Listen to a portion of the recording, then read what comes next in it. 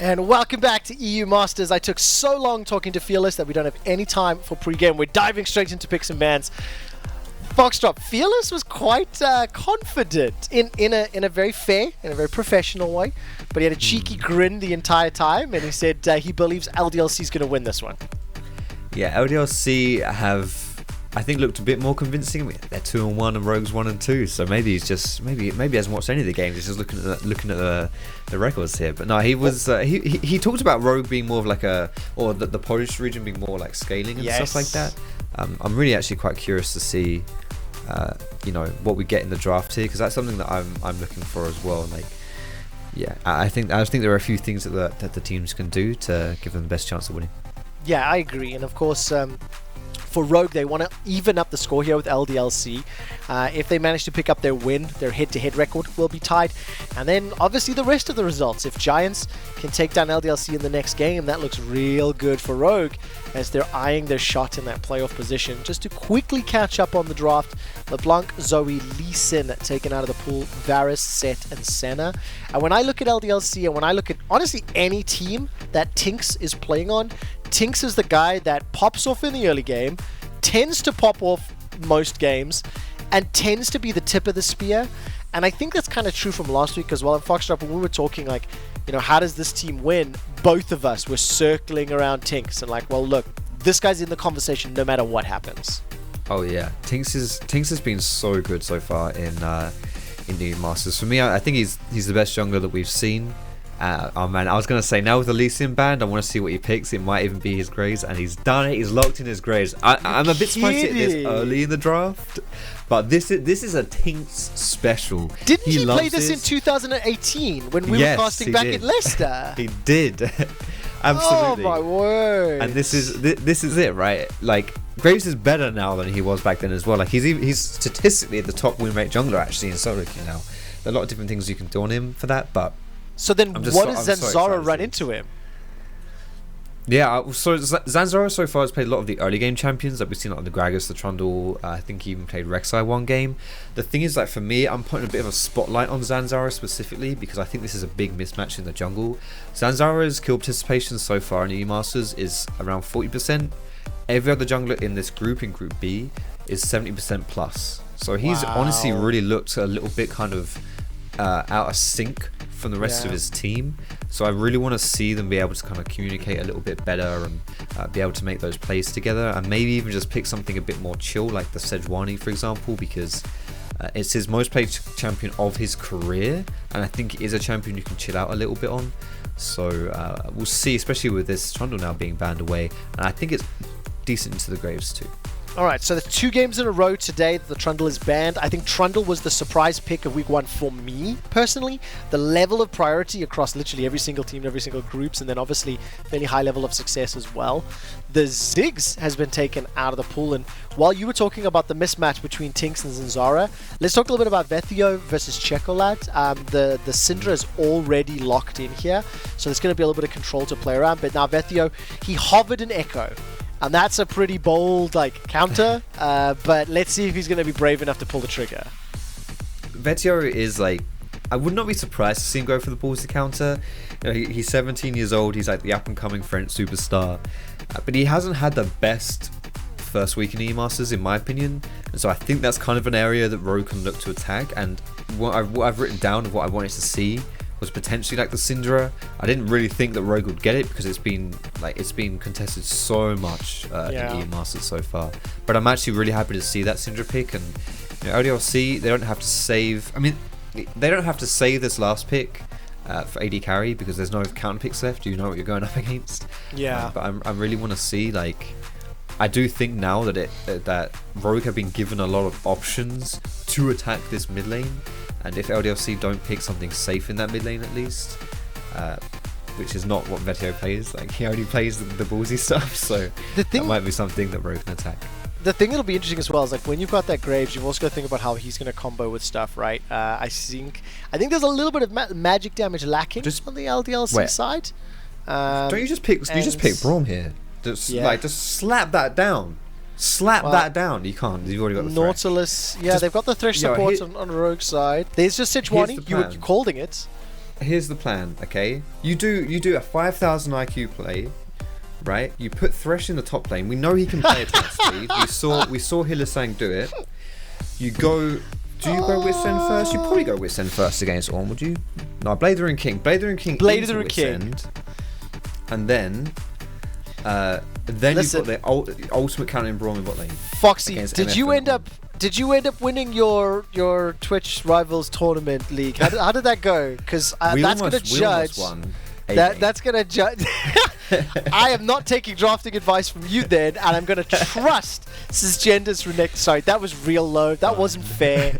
I apologize to you and all your teammates. And there is that Ekko. So it's not the safe pick, but it is that magic damage that's going to add some more well-roundedness to the comp.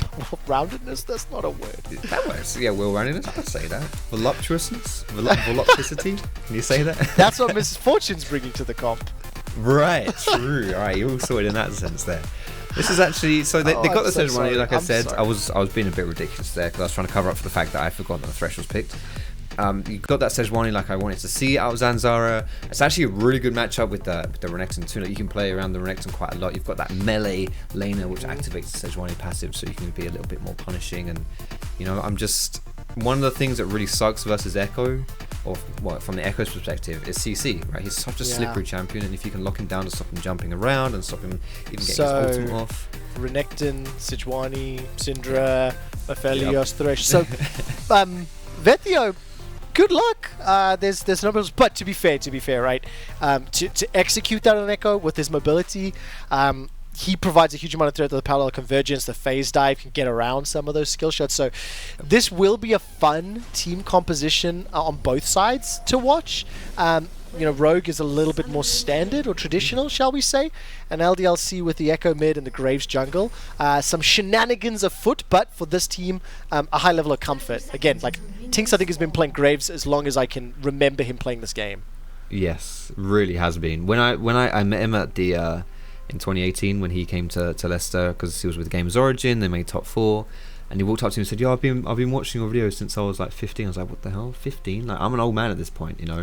And he's just been playing Graves the whole time. I was like, "Yeah, I really like Graves." I was like, and now he's like this god tier. I mean, I don't want to say it was all me, but you gotta lay the foundation. You had an Foundations influence. were laid pretty well, honestly. Yeah. So the youth of today influenced by the aged of yesterday. There it is. And that's you and me now, buddy.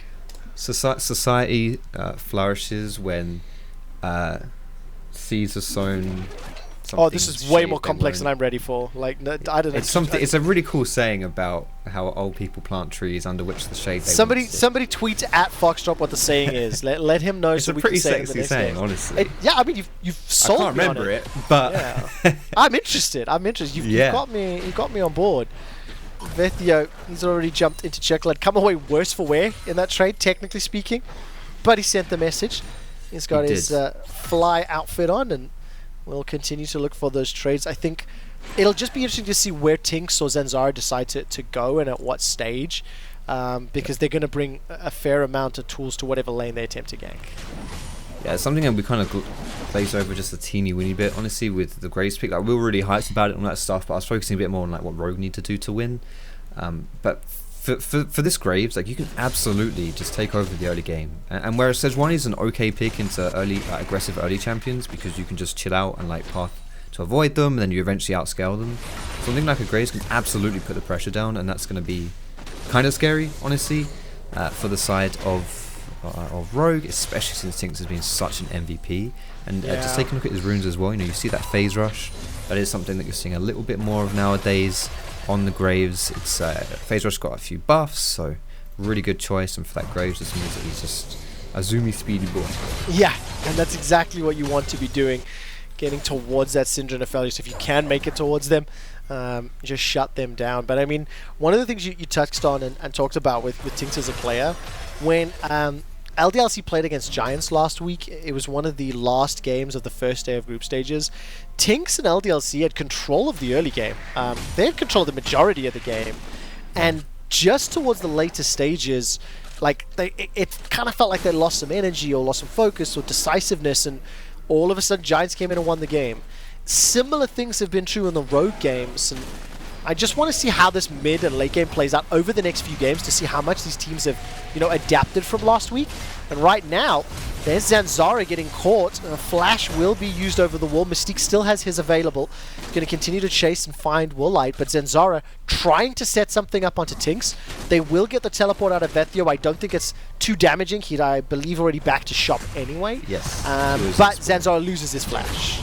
Oh, be careful then, mate. You're going to get boxed. Bando needed one more tick, and he couldn't do it. I think the Bellows breath just missed, and now Bando's running for his life. Czekolad coming for a chase. Scout of the week needs to find a target. Chuck the ball, finds the target, and has not enough damage. Yeah, Bando manages to escape with his life. Gets that unstoppable off so that he's not able to get CC'd there and survive. That was a really fast TP reaction there. If the CC had landed, do you think Czekolad could have killed him?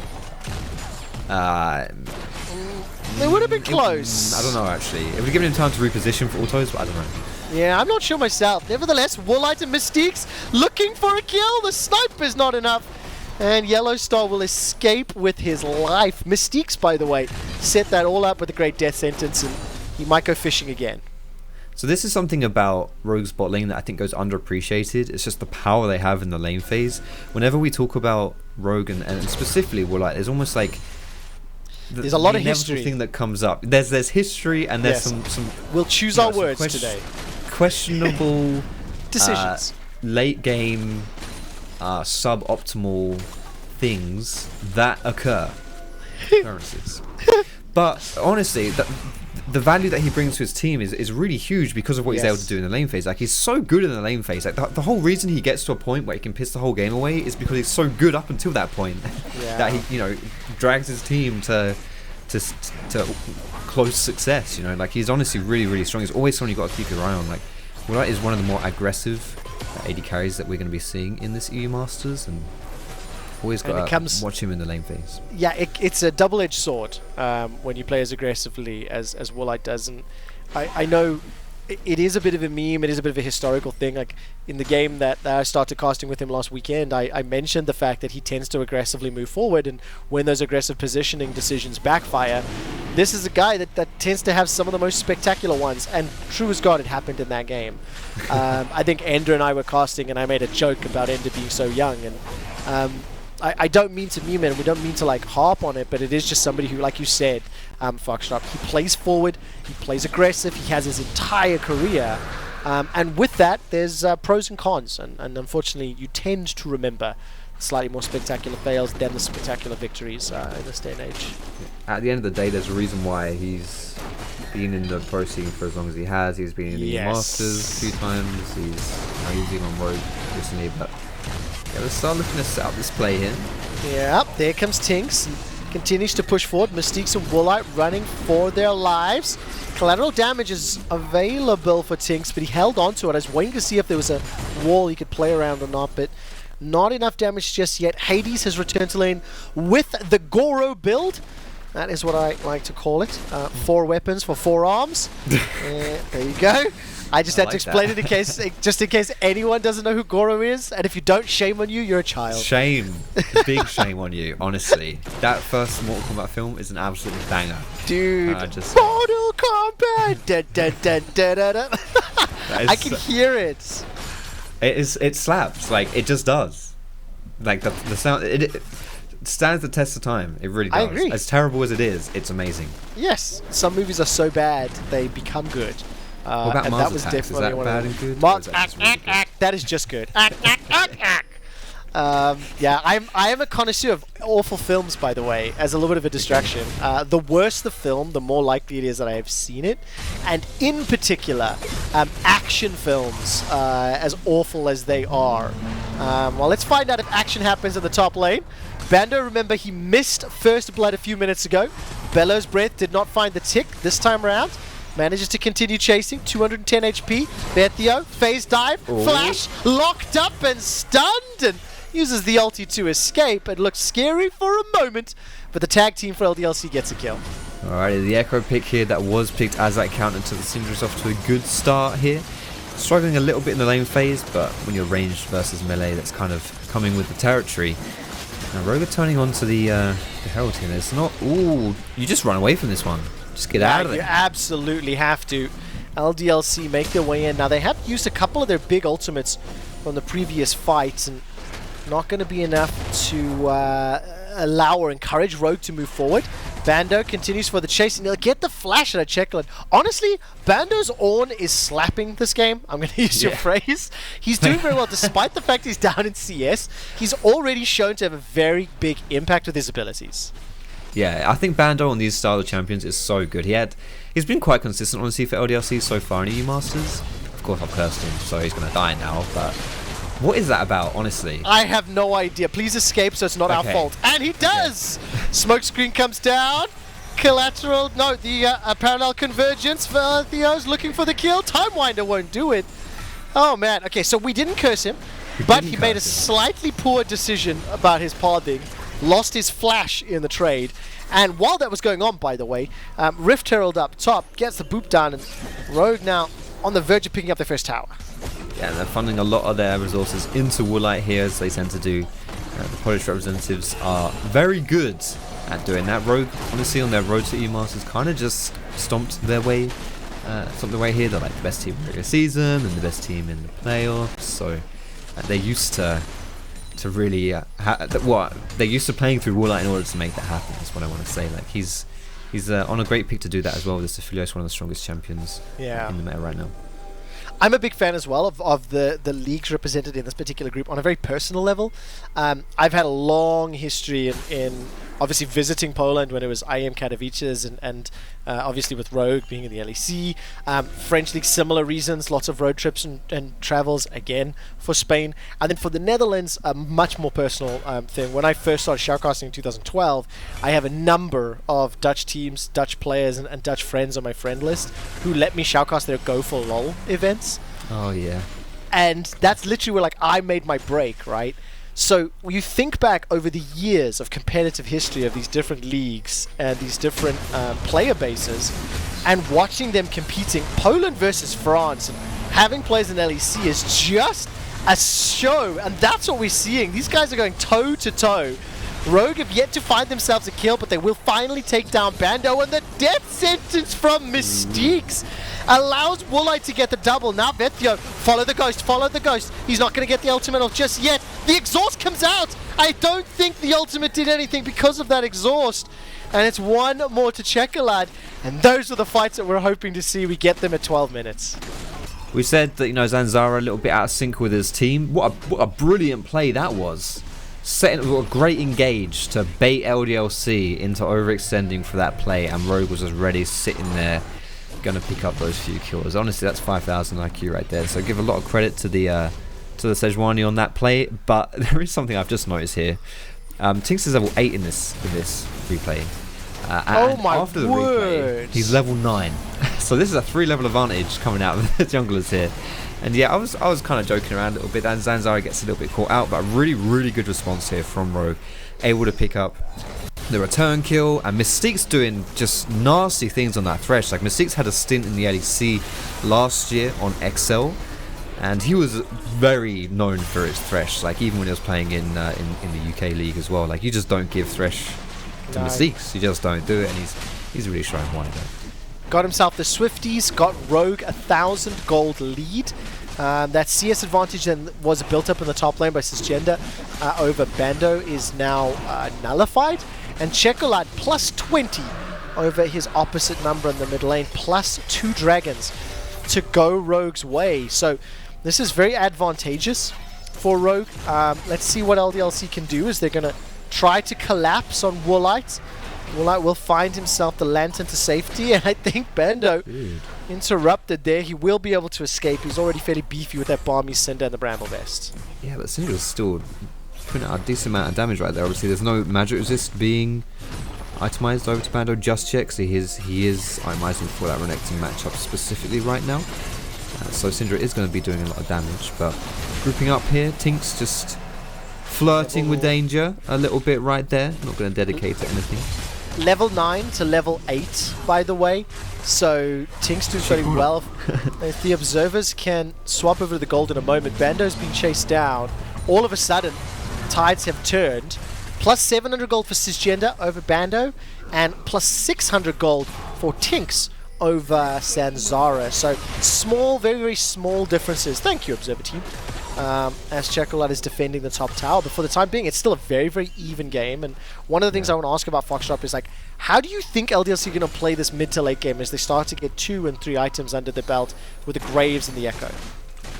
Yeah, I think that, well, when I'm looking at how you play as the game goes on, I'm not necessarily looking at Graves and Ekko specifically. I'm looking more towards Ornn and Misfortune. Like, whenever you've got those two champions on your team, it signals that, okay, this is a wombo combo. Let's go crazy, you know. And you can. Ekko's quite a unique champion in the way that, depending on what you've got on your team, you either play purely for the split push, or you can get more like team fight utility. And I think when you've got the setup from someone like Ornn, Ekko with his parallel convergence can actually jump in and be a real menace, rather than just having to stick to that split push, especially when he's got that head of blades. Like, he jumps in, he bops, and he jumps out again, you know. Like, he doesn't have to really dedicate a long amount of time to any of these fights. I mean, to be honest, I think he mostly has that rune to have better trades in the lane phase, which you're not really going to see too much of anymore. But that is, you know, that is the power right here of this, just having Ornn. You know, like, when you have Ornn, it really enables you to go for these group top fights, which we might be seeing soon here. Looks to be the case. 600 HP. Zanzarah, I think, did get that final hit, but LDLC are going to try to defend the pickup. The eye is still on the floor. Follow Vétheo's ghost. He doesn't get any damage. He's forced to flash away defensively, and that's a stun onto TynX. The weak were scattered, and Woolite takes him out.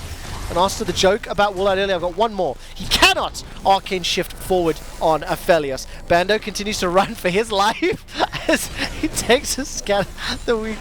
It's correction. A Cold and Weak from Szygenda. And now Rogue are looking to seize the mid lane tower with the second Rift Heralds. Nice fight there for Rogue. They get the Rift Herald as well. That's going to be. That was not fair. You just take the shots where they come, I suppose. I've got to, dude. I'm in the spicy mood today, as you know. Bando is definitely... Yeah. Bando gets taken down there. By the way, Woolite, 302, 100% kill participation. I am glad you talked about his strengths during the early game and the impact he has, because he's a big reason Rogue are in the lead right now. And they first pick Aphelios as well, like, in the draft. Yeah. I mean, we saw last game as well when they first picked Aphelios. Like, everyone knows it's coming, you just have to deal with it, and apparently LDLC don't have good tools to deal with it. Vétheo here, honestly, this is something that we've seen a lot out of him in the EU Masters so far. Like, he tends to go a little bit too up, you know, a bit too forward right there. The reverse of a sequel to a nice Pixar film that I saw about 10 years ago. I think what's going on is, like, he's kind of cocky, but it's costing his team just a little bit right now. And he shouldn't be the one frontlining. Like, you have Bando and you have YellOwStaR to tank the Mystiques hooks, but if anyone else tanks them, you're in trouble, you know. So you've got to be a little bit more respectful there. Yeah, definitely the case. Ghost, by the way. Did you see that? Yes, just like shaking, like no idea where he wanted to go. That's brilliant. I'd like to imagine that was because of the APM of Vétheo's Ekko. Yeah, for every click, the ghost is freaking out. That'll be my He has two dream mice. scenario. One's Ekko and one's the ghost. Yes, he controls them both. And it could. Oh no, he's going slow mo. What's that about? It could be a spectator bug. Yeah, most definitely. We are actually watching. Honestly, the observers are just smurfing this today. They've given us a couple of troll moments. There's now Rogue, by the way, waiting in the bushes. They will get spotted. There's not a lot of damage for Vétheo to work with just yet. Proto Belt as well as the Wisp. And there's a death sentence from Mystiques. Wow, that's a full committal onto Bando. I don't think that was a right call, especially with the Infernal drag out. But what are LDLC doing? There's no ultimate for Bando, and yes, Hades gets himself a great bullet time, but it only tags Szygenda. Now Zanzarah and Czekolad, they start to step forward. Scatter the Weak goes out, and I mean, Bando knew they were there. Why go back in? He was drawn into them one time and then drew into them again a second time. Like, it just rubber bandering all over the place. I'm not quite sure what it was thinking in that one. Like, kind of got away with it the first time. I think Rogue overstepped, but hey. And that's going to be the third dragon of the game. Infernal as well here. We're playing for the Infernal Soul right now, so that's another big one. Yeah, hugely important. And now all of a sudden Bando comes back. Call of the Forge God is used. That's a great dredge line. Long range onto Woolite. All of a sudden YellOwStaR sets up a hook. But Rogue, they're 3,000 gold up, they're 3 dragons up, they're 3 kills up, they're 3 towers up. There's no more 3s for me to reference except for the 3 kills and 3 assists on Woolite. And Rogue are looking to win their 4th game, which is 1 plus 2, 3. I ran out of steam on 3s. It's a shame this is E Masters, not NA Masters, because the whole of NA is free. Oh, that was a cheap shot, but it was a good one. And they're not even It was a good one. That the best is kind why of it's shot a where cheap. they can't shoot back, you know. That is why it's a cheap class, shot. that is. That is not fair, my friend. However, I giggled. And LDLC, by the way, they're in trouble, dude. They're falling really far behind. And Rogue, honestly, I just think Rogue are playing the map better than LDLC right now. I wonder whether LDLC is feeling a little bit itchy here. Like, I think has Bando already died here? No. Okay, so this is before Bando dies. So he gets this one hook, bam. But I don't think you dedicate to that. Like, I think that's a terrible dedication. But I'm just not sure. Like, I think you lose such a big tool for the dragon fight when you've lost that Sejuani engage, and then you just kind of, you know, you do. I just. But what I am. It kind of confused. felt like a comedy of errors, right? Because initially, we were frustrated by Zanzarah and Mystiques going for that all-in on an Ornn, and we were like, bro, what? And then after Bando escapes with his life, then we're even more like, WTF, when he just steps back into the bushes. But nevertheless, the end result is that Rogue are commandingly in the lead. Yeah, I think, you know, it's when that 3rd dragon puts a lot of fire under a team to try and contest it, because it's not the soul dragon, but it puts you on soul point. Yeah, it does. You're under a lot of strain 5 minutes time when you've actually got to contest the soul dragon. So it's still an important one to take, and I think that's just what happened there. But it does work out in Rogue's favour here. They're able to, that's the 3rd dragon. They got a bunch of kills. They're rotating around the map really well. Kind of playing league by numbers a little bit right here. Got all the outer towers. Got a 2nd tower top as well.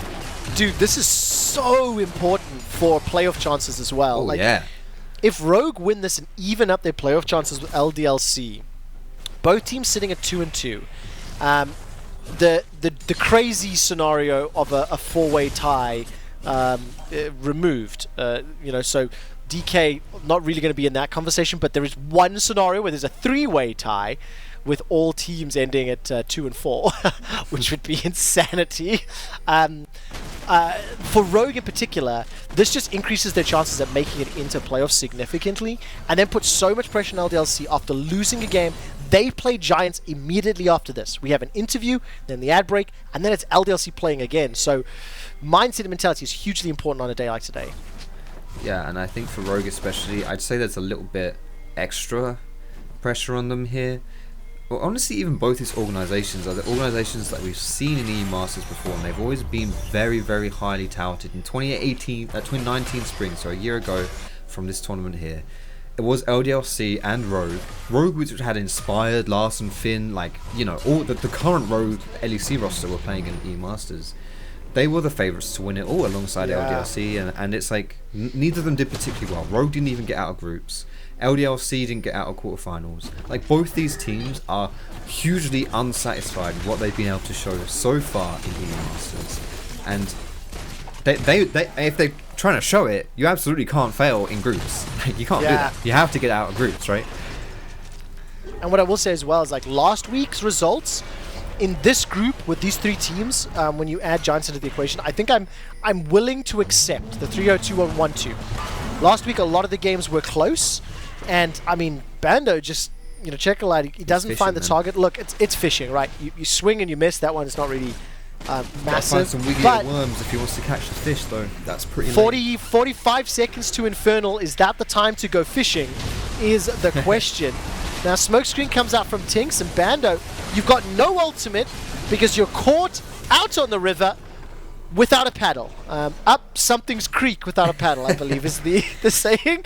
And Bando goes down again. Rogue in commanding position to set themselves up for the Infernal Soul. Oh boy. Hades in trouble as well. Yep, YellOwStaR's going to be the target. It's a fight on a bajillion fronts. Szygenda is forced to run and flash for his life. Czekolad continues to back away. TynX has got so much damage, but he needs just a little more. Vétheo is only really great on the retreat. Nobody hit with the ultimate. The Chrono Shift whiffs. It's like an Oriana sombrero. On a break, rather. And unfortunately for LDLC, Rogue are going to secure the soul. Yeah, Infernal Soul as well. One of the strongest souls that you're going to see coming out of League of Legends. Ocean Soul obviously up there as well. We saw that once already today. And yeah, Infernal is really good for snowballing teams.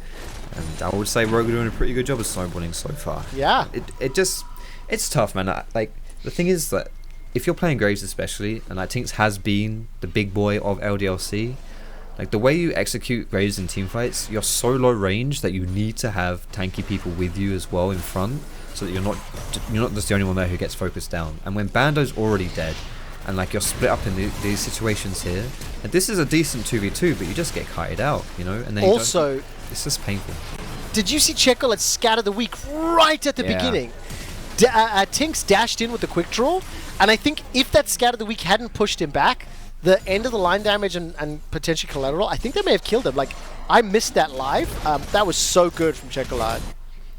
Yeah, this Syndra pick is doing wonders for Rogue. I wrote it down as like a win condition for Rogue. I didn't think they'd get it because it's such a contested pick, and I think in Czekolad's hands as well, it's pretty terrifying. But yeah, it's doing great work here, and Vétheo is being caught again. Oh, Zanzarah steps outside of the convergence. Chrono Break comes down. Vétheo continues to run for his life. Another Time Winder will buy some time as he dashes and phase dives forward, but he just gets bopped on the head. The Luden sound effect is satisfying. It really is. Bando again, just firing that call of the Forge God. Okay, Woolite. Bullet time comes out, and again, look at this now. It's not available for the ensuing fight. The moment that spell is on cooldown, Rogue just go in. They literally pull the trigger every time they have some sort of advantage in that position, and I think they're playing around cooldowns very well. I think that's one of the things I didn't find the words for earlier, is once LDLC commit for a play that is questionable, Rogue really punish them hard, and that's why they've got this significant lead over the French representatives. LDLC, you know, they're trying to make the play. You know, if you do catch Woolite out in that situation, then that's big. You know, that's huge. But unfortunately for them, Woolite did still have his flash, and he used it in a safe direction this time as well. So he's able to run away with his life. Like this right here, you know, you pick him up right there. It's not going to take long to bring him down. Like he's getting absolutely focused, and he's a squishy Aphelios, but flash saves his life. And at that point, it's like, okay, we're in that creek that you mentioned before, and paddleless. Yeah. So that's it's a sticky situation that leads to the Baron for Rogue too. Oh, things just smell awful in this position for LDLC. They are now with their backs to the wall. YellOwStaR has been spotted by Zanzarah. However, there is some backup coming. Now the prison's available for Zanzarah. Let's see into where he throws it. YellOwStaR will be the target. Going to go for the softest of the three. And Bando decides to step right back in. Now he's forced to flash for his life. Mystique, I'm watching. Flash, hook, finds the TynX. Bullet time comes out though, but at what cost? Foxdrop. 3 members are down for only 1 kill. Yeah, LDLC, they're trying, you know, they know that if this game just keeps going at its current pace, they're going to lose in no time at all. So you're trying to make those picks, you're trying to get those cheeky plays. They are able to pick up Syndra with that bullet time, and it's like I was saying with the kind of wombo combo of LDLC. Ekko got the stun off, slap a misfortune on top of that. If, you know, Ornn was able to do his thing, you know, if it wasn't the fight that it was more traditional fight, bam, something that's actually really, really scary. But yeah, Rogue are they're barreling down the bot lane. They've got full control of this game. Yeah, they really are, and for Rogue, it's a dominating one. It's definitely a powerful statement to make when you look at, you know, all the teams playing later today. Giants are watching this and looking at how Rogue are playing, and Bando, I'm not sure is a good day. This is a bad game, I think, and it happens. It is just unfortunate that this is how the last day of groups starts. Now, LDLC have 2 more games to play. They are being forced backwards, much like Bando's ultimate. Vétheo's down as well, and now Rogue are pushing into the base. That was so unfair. I'm sorry. That was just. But I think that's fair, honestly. It's a bit rude, but I'll take it. You know, wow. Rogue have they've earned it. You know, like yes, they played this game so well. They were really in control from the beginning too. And I'm really just thinking like LDLC, after watching this game, if this was the game that we saw in the first week, we would have a lot of questions about LDLC even making Oh, yes.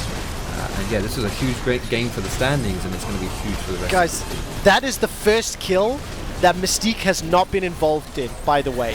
17 kills were on the board. He had 100% kill participation.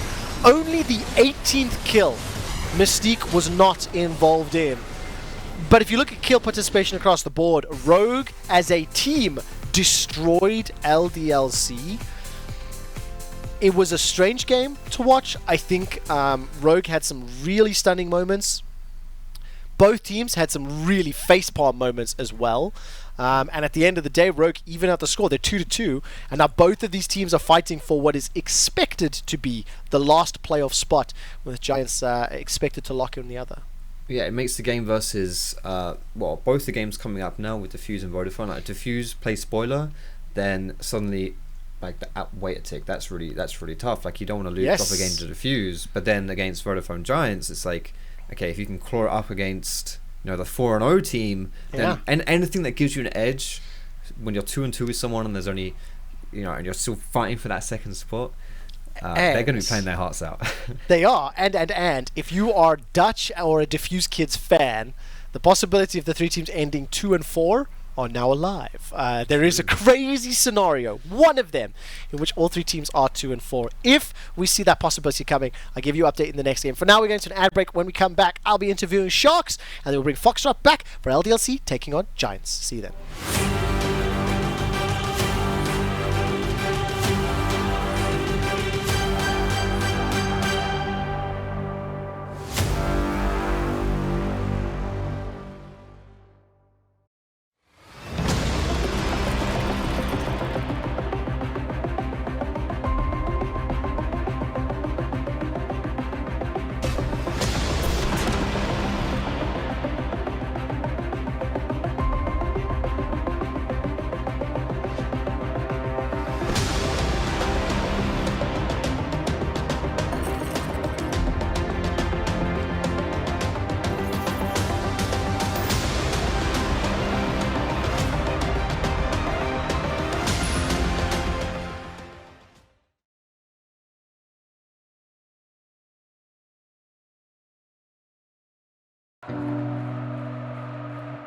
You've seen our name on the jerseys of amazing teams. Now, we are supporting one more. One that you don't see live on TV. But they are the best team in the world, and they are playing the toughest game. Maybe they're not performing in front of millions, but they are under the pressure of an entire planet. And they don't have fans cheering their names, but they have patients who will forever remember them. And they also need your help to win this game.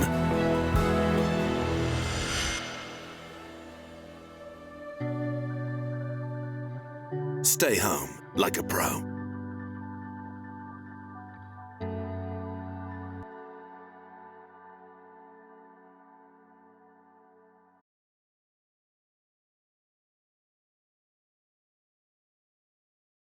Thank you for the happiest year of my life.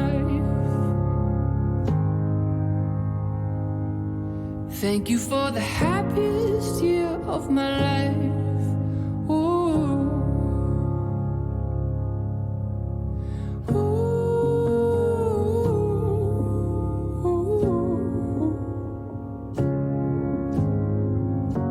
Don't think I could forgive myself.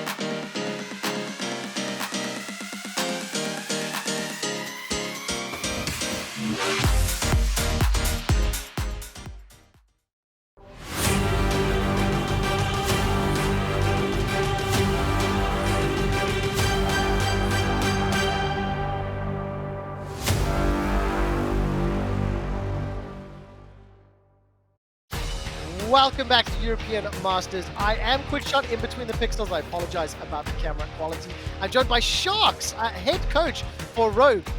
Dude, what a game! You guys smashed. Why did it look so easy? It didn't look easy. I think the guys were a little bit nervous because it's first game of the day and it's a little bit shaky, and we didn't have warm-ups today like we usually do, so that's what might affected us a little bit. But I saw when you were talking about potential tiebreakers 2-4, I'm not as excited as you are for this triple way tiebreaker, so I hope in 1 hour I'm gonna shut down your excitement pretty fast. Oh, I really, really like that, Sharks. That is fantastic. I mean, look, let's talk about this group a little bit. One of the things that we were doing on the broadcast side and preparing, looking at the games last week, even though there was a 3-0, 2-1, 1-2, the way the games played out was not indicative of that scoreline. Like, you guys could absolutely have picked up more wins. Giants could and should have lost games. Like, why were things so close last week? I think I have 2 young players, I would say, on the team, Czekolad and Szygenda, and I think in this best of funds, like, the experience matters a lot, and this split-second decisions matters a lot, and I think due to us not having this experience, and even in some situations being a little bit unlucky, or not being that good compared to other teams, didn't let us win games in our average days or in our bad days. So I hope next time, for when we come for Summer Year Masters, I hope we're gonna be that good that even on our bad days we're gonna win best teams on their best days. Okay, let me be a little bit rude at the moment. You're looking at summer split. So does that mean spring's over? Does that mean No, it's not. It's not. So where is Definitely Rogue not. going for spring? I know, I knew that wasn't fair. So where are you guys going? Obviously, you set yourself up very well. You said you're going to shut my dreams of 2-4 up, which means you're looking at playoffs. How are you going to get there, and how are you aiming to win the whole thing? So next match against Diffuse Kids, and this match will matter the most, right? Because if we beat Diffuse Kids and then LDLC lose to Giants, then we're already gonna deserve us a tiebreaker for second spot, right? So that's the games that we're gonna focus on, and now we're gonna have red side, so it might make the job a little bit easier for us, because Diffuse Kids have their priorities. They draft the specific own way. They just come with a prepared plan and just looking to get it. And if you don't answer their plan and draft properly, you might get caught off guard.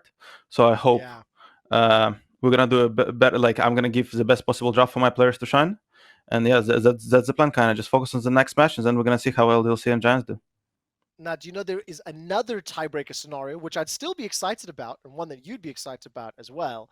If LDLC win both of the remaining games, if you win both of your remaining games, there's a 3-way tie for first, and you guys could look to take first in the group. How spicy would that be? I mean, honestly, I don't think about this tiebreaker at all, and I'm not sure if my players think about it, because it doesn't depend on us, right? Like, so we should just do what matters, what in our hands, and in our hands is just go 3-0. And if we do it, we deserve at least a tiebreaker. So that's what we're focusing on. Sharks, it is an absolute pleasure talking to you, and I want to just change the topic a little bit. We're going to have more time throughout the course of today, and it's looking likely like playoffs as well. How is it playing with the team that has a successful squad in the LEC, and especially an organization that has so successfully taken players from the ERL to EU Masters to LEC? Like, does this put more pressure on you and the team? Some pressure, I would say, yeah, especially since, the previous project that so many players now in LEC, right? It's Larsen, Finn, Inspired, and now it's like, oh, it's Sharks. How many players are you going to get to LEC, right? So I would say, I wouldn't say it's pressure, to be honest, because I understand, that I understand the reality, I would say, and there's no guarantee, right, that we should make 5 players to LEC again. But I would say it's additional source of motivation for sure. Dude, how much does it suck when your bosses say to you, you're losing your players to LEC? Like, you build this team, you've got this great squad, and they come in and they're like, Sharks, do it again. It has not happened in my career where my player is taken right to LEC right away. But I would say some of the examples, it's like, for example, I worked with Razork for a year. We actually had a decent roster in Giants. It was 2017 where Razork and Mystiques played together. So he went to LEC after another year in Spain. Not really. I don't know how it feels yet, but hopefully, maybe summer or 2021, I'll find out how it feels. Okay, awesome. Sharks, dude, thank you so much. It was a fantastic interview. Best of luck in the rest of the day, and we'll see if you'll actually shut me up. We're going to an ad break. Hopefully. When we come back, it is going to be the Giants taking on LDLC. You'll see you in a minute. Thank you, Sharks. Thank you.